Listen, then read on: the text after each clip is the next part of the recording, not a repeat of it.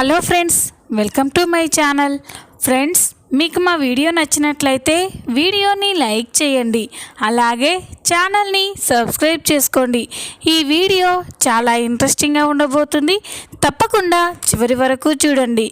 ఇక వీడియోలోకి వెళ్ళినట్లయితే డాక్టర్ అలేఖ్య కండిషన్ని చెప్పడంతో ఆనంది అయితే అయోమయంగా ఆలోచిస్తూ ఉంటుంది. గిదేంది గిట్ల జరిగింది, ఇప్పుడు నేనేం చేయాలి? ఈ అమ్మాయి మామూలు పరిస్థితుల్లో ఉంటే వాళ్ళ పేరెంట్స్కి అప్పగించవచ్చు అనుకున్నాను, కానీ కథ మొత్తం అడ్డం తిరిగింది. ఇప్పుడు తానెవరో కూడా తనకి గుర్తులేదు. ఇప్పుడు నేనేం చేయాలి? ఈ అమ్మాయిని గెస్ట్ రూమ్లో పెడదామని ఆదిత్య గారు చెప్పిర్రు, కానీ గెస్ట్ హౌస్లో పెట్టడం నాకెందుకో మంచిది కాదు అనిపిస్తుంది.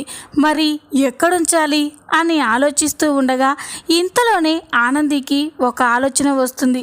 అవును, దివ్య కోలుకునేంత వరకు మా అమ్మ నాన్నల తాన ఉంచుడే మంచిది అని చెప్పి దివ్యని తీసుకొని నేరుగా సింహాద్రి ఇంటికి వెళ్తుంది. ఇక సింహాద్రి పద్మమ్మ ఆనంది దివ్యని ఇంటికి తీసుకురావడం చూసి ఆశ్చర్యంగా చూస్తూ ఉంటారు. ఇక వెంటనే మనసులో ఇదేంది, గీ పిల్లెవరు, బిడ్డ గీ పిల్లని తోలుకొని వస్తుంది ఏంది అని అనుకుంటూ ఉంటారు. ఇక ఎదురుగా వెళ్ళి, ఏంది బిడ్డ, ఎవరి అమ్మాయి, తలకి ఆ కట్టేంటి అని అడుగుతూ ఉంటే అప్పుడు ఆనంది, నాయన మీకు అన్ని విషయాలు అర్థమయ్యేటట్టు చెప్తాను అని చెప్పి ఆనంది అంటూ ఉంటే, గదేంది బిడ్డ, ఎవరో చెప్పమంటే తర్వాత చెప్తానంటావేంది అని అంటే అప్పుడే సీను, మామ నీకు అన్నిటికీ తొందరైనా అమ్మాడి చెప్తానంటుంది కదా, కాసంత ఆగు అని అంటూ ఉంటాడు. ఇక దివ్యని ఇంట్లోకి తీసుకెళ్ళి ఆనంది, దివ్య నువ్వు ఇక్కడే రెస్ట్ తీసుకో అని చెప్పి పడుకోబెట్టి బయటికి వస్తుంది. ఆనంది బయటికి రాగానే సింహాద్రి పద్మమ్మలు ఆనందిని అడుగుతూ ఉంటారు, ఇప్పుడు చెప్పు బిడ్డ, ఎవరా అమ్మాయి అని అడిగితే అప్పుడు ఆనంది, నాకు తెలీదు నాయనా అని అంటుంది. ఇక అది విని అందరూ ఆశ్చర్యంగా చూస్తూ ఉంటే, మరి తెలవకుండా మన ఇంటికి ఎందుకు తీసుకొచ్చినావు అని పద్మమ్మ అడుగుతుంది. అప్పుడు ఆనంది జరిగిన విషయం మొత్తం కూడా చెప్తుంది. యాక్సిడెంట్ చేసింది సునంద అని తప్ప మిగతా జరిగిన విషయం మొత్తం కూడా ఆనంది సింహాద్రి పద్మమ్మలకి చెప్తూ ఉంటుంది. ఇక ఆనంది చెప్పింది విని సింహాద్రి పద్మమ్మలు అయితే ఒక్కసారిగా షాక్ అయిపోయి చూస్తూ ఉంటారు. ఇక అప్పుడే, ఏంది బిడ్డ నువ్వు చెప్పేది అని అంటే, అవును నాయన, తనకి యాక్సిడెంట్ చేసి వెళ్ళిపోతే నేనే హాస్పిటల్లో అడ్మిట్ చేశాను. తన వాళ్ళకి అప్పగించాలి అనుకుంటే తన గతం మొత్తం మర్చిపోయింది. ఇప్పుడు తన వాళ్ళెవరో కూడా తనకి తెలీదు. ఏం చేయాలో అర్థం కాక ఇక్కడికి తీసుకొచ్చిన, మా ఇంటికే తీసుకెళ్లేదాన్ని, కానీ మా అత్తయ్య గారి గురించి నీకు తెలుసు కదా, అందుకే ఈడికి తీసుకొచ్చిన నాయన. కొన్ని రోజులు తను కోలుకునేంత వరకు మన ఇంటి దగ్గరే ఉంటుంది అని ఆనంది అడుగుతూ ఉంటే ఇక సింహాద్రి పద్మమ్మ, ఏంది బిడ్డ గంతలా బ్రతిమలాడాలా, నువ్వు గంత గొప్ప మనసు చేసుకొని ఆ అమ్మాయిని అలాగే వదిలేయకుండా హాస్పిటల్లో చేర్పించి వైద్యం చేయించి ప్రాణాలు నిలబెట్టినావు.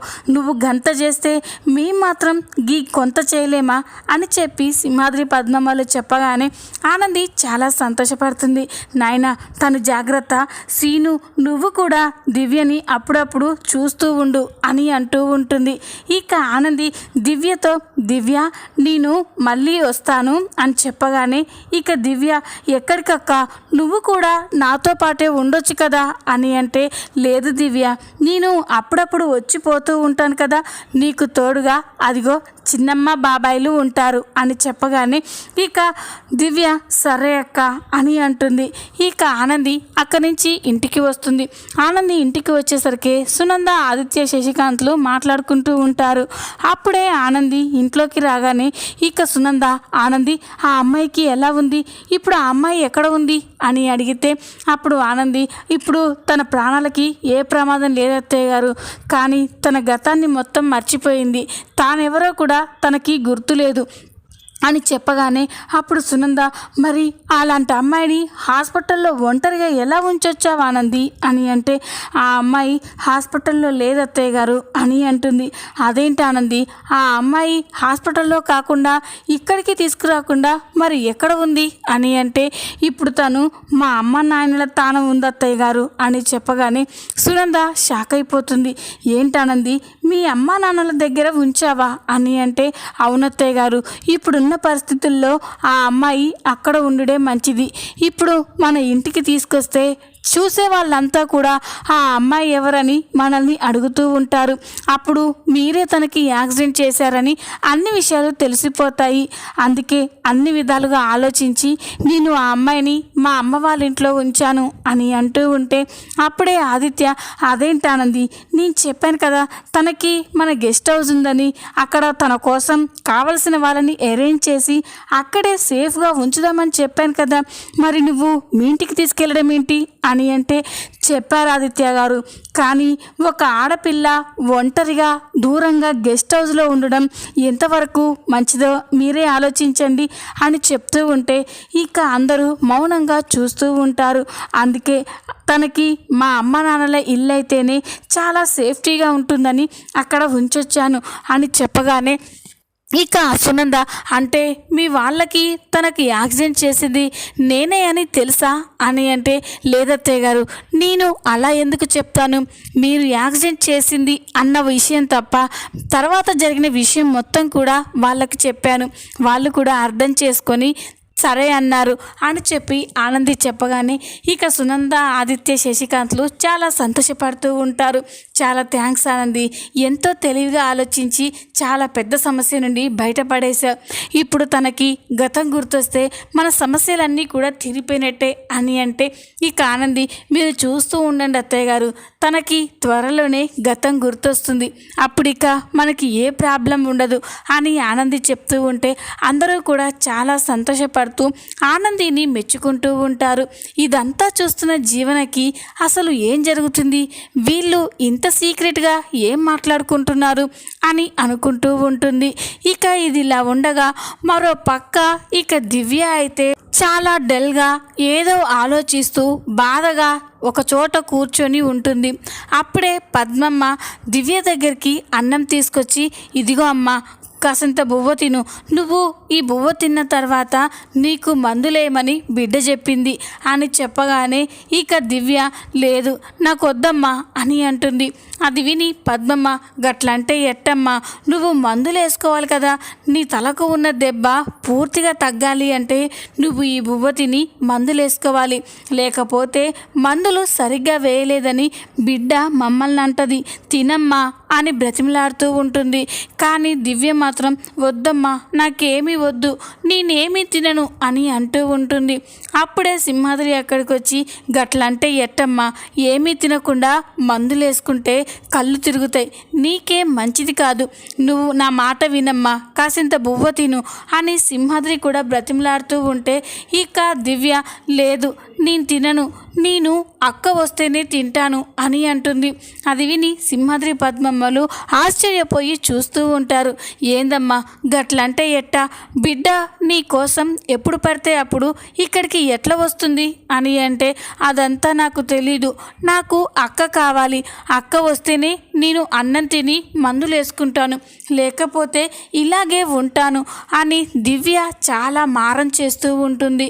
అది చూసి సింహాద్రి పద్మమ్మలకి ఏం చేయాలో అర్థం కాదు. ఇక అప్పుడే సింహాద్రి, ఏందే గిది, బువ్వ తినమంటే ఈ పిల్ల గిట్ల మాట్లాడుతుందేంది, ఇప్పుడు ఈ అమ్మాయి కోసం బిడ్డ ఉన్నట్టుండి ఇక్కడికి ఎలా వస్తుంది, ఆ లత్తగారు ఊకుంటారా అని సింహాద్రి అంటూ ఉంటే అప్పుడు పద్మమ్మ, ఊకున్నా ఊకోకపోయినా ఒక్కసారైతే బిడ్డకి విషయం చెప్పయ్యా, తను మారం చేస్తుందని, ఏమీ తినడం లేదని బిడ్డకి తెలవాలి కదా అని అంటే ఇక సింహాద్రి, గట్లనేనే అని చెప్పి ఆనందికి ఫోన్ చేసి విషయం మొత్తం కూడా చెప్తూ ఉంటాడు. ఇక అది విని ఆనంది, సరే నాయనా, నేను ఇప్పుడే వస్తున్నాను, నేను వచ్చిన తర్వాత దివ్యకి నేను అన్నం తినిపిస్తానులే అని చెప్పగానే సింహాద్రి, బిడ్డ నేను చెప్పగానే నువ్వు సరే అని వస్తా అంటున్నావు, కానీ మీ అత్తగారు ఊరుకోరు కదా, తను కోపడుతుందో ఏమో అని అంటే ఇక ఆనంది, లేనాయనా, నేను మా అత్తయ్య గారిని అడిగే వస్తానులేండి అని చెప్పి ఆనంది ఫోన్ కట్ చేస్తుంది. ఇక వెంటనే సునందని అడగడానికి సునంద దగ్గరికి వెళ్ళి, అత్తయ్య గారు మీతో మాట్లాడాలి అని అంటే అప్పుడు సునంద, ఏంటి ఆనంది అని అడుగుతూ ఉంటుంది. అప్పుడు ఆనంది, గదే అత్తయ్య గారు, మీరు యాక్సిడెంట్ చేసిన దివ్య ఇప్పుడు మా అమ్మ వాళ్ళ తాన ఉంది కదా అని అంటే, అవును ఉంది కదా, ఇప్పుడేంటి అని అంటే, ఇప్పుడు ఆ అమ్మాయి నేను ఉంటే కానీ అన్నం తిననని మారం చేస్తుందంట అత్తయ్య గారు. మా నాన్న ఇప్పుడే ఫోన్ చేసి చెప్పారు, నేను వెళ్తే కానీ అన్నం తిననని అలాగే మొండి పట్టు కూర్చుంది. ఇప్పుడు దివ్య అన్నం తిని మెడిసిన్ వేసుకుంటేనే తను కొంచెమైనా కోలుకుంటుంది, అప్పుడు మొన్న ప్రాబ్లం కూడా తీరుతుంది, అందుకే నేను వెళ్ళి దివ్యకి అన్నం తినిపించేలా చేస్తాను అని చెప్పగానే ఇక సునంద, సరే ఆనంది వెళ్ళు అని చెప్తుంది. ఆనంది, థ్యాంక్స్ అత్తయ్య గారు అని వెళ్తూ ఉంటే సునంద ఆనంది అని పిలుస్తుంది. ఇక ఆనంది, ఏంటి అత్తయ్య గారు అని అంటే, చూడు, నేను నిన్ను పంపించేది మీ అమ్మ నాన్నల ఇంటికి మాత్రమే, అంతేకాని ఆ జ్యోతి ఇంటికి కాదు. నువ్వు పొరపాటున కూడా ఆ జ్యోతిని మాట్లాడడం కానీ కలవడం కానీ చెయ్యొద్దు అని చెప్పగానే అలాగే అత్తయ్య గారు అని చెప్పి ఆనంది చాలా హడావిడిగా సింహాద్రి ఇంటికి వస్తుంది. ఇక ఆనంది వచ్చేసరికి దివ్య అయితే ఒక చోట కూర్చొని ఏదో పోగొట్టుకున్న దానిలా ఆలోచిస్తూ ఉంటుంది. అప్పుడే ఆనంది దివ్య అని పిలవగానే ఇక దివ్య ఆనంది పిలుపు విని చాలా సంతోషపడుతుంది.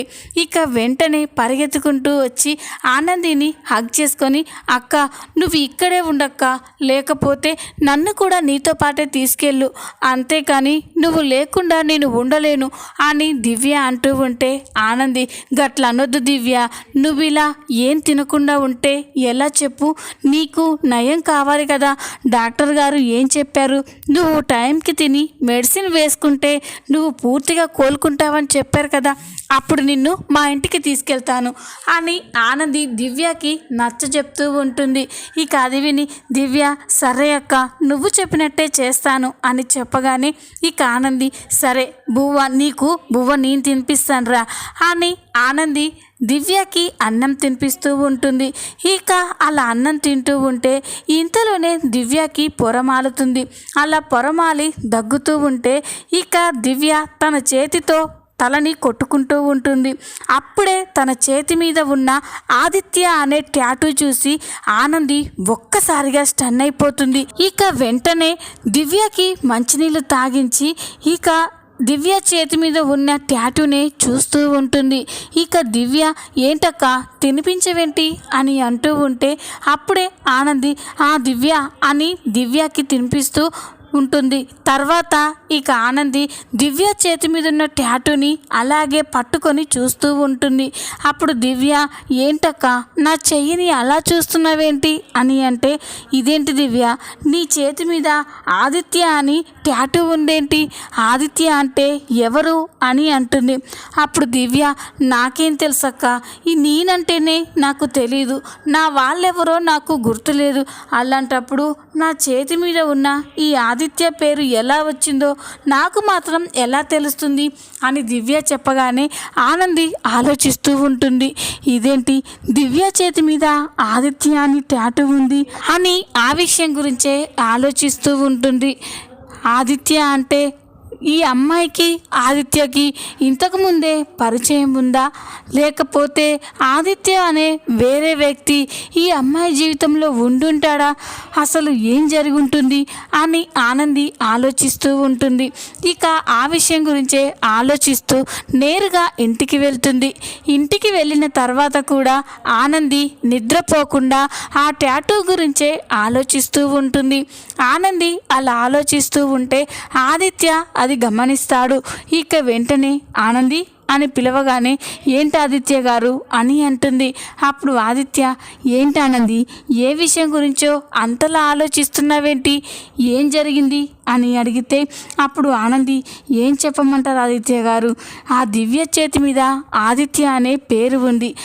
ఆ దివ్యకి మీకు ఏమైనా పరిచయం ఉందా అని మిమ్మల్ని ఎలా అడగాలి, అడిగితే మీరేమనుకుంటారు, మీ పరిచయం గురించి దివ్యకి ఏమీ గుర్తులేదు, మిమ్మల్ని అడిగితే మీరు ఏమనుకుంటారో అనిపిస్తుంది అని మనసులో అనుకుంటూ ఏం లేదు ఆదిత్య గారు అని అంటుంది.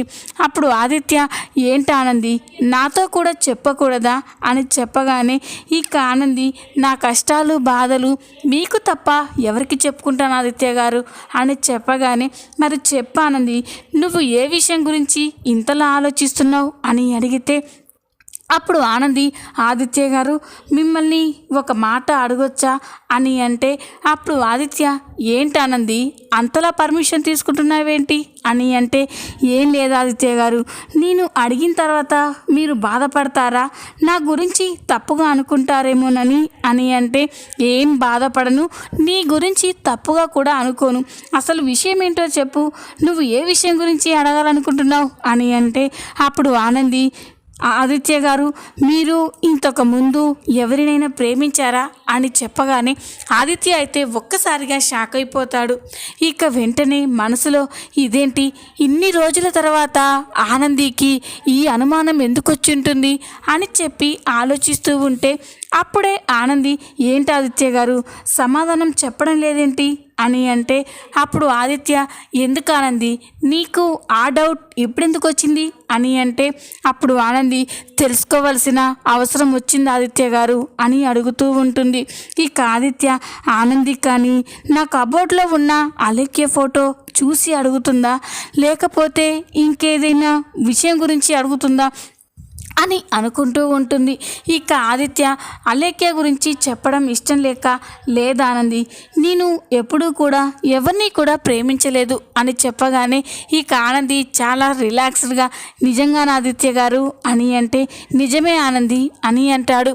అప్పుడు ఆనంది, ఇప్పుడు నాకు చాలా సంతోషంగా ఉంది ఆదిత్య గారు అని చెప్పగానే ఆదిత్య, దేనికి ఆనంది, అసలు ఎందుకు అలా ఉన్నావు, ఇప్పుడు ఎందుకు సంతోషంగా ఉన్నావు అని అంటే ఇక ఆనంది, ఏం లే ఆదిత్య గారు, మా అమ్మ నాన్నల తాన దివ్య ఉంది కదా అని అంటే అవును ఉంది కదా అని అంటాడు.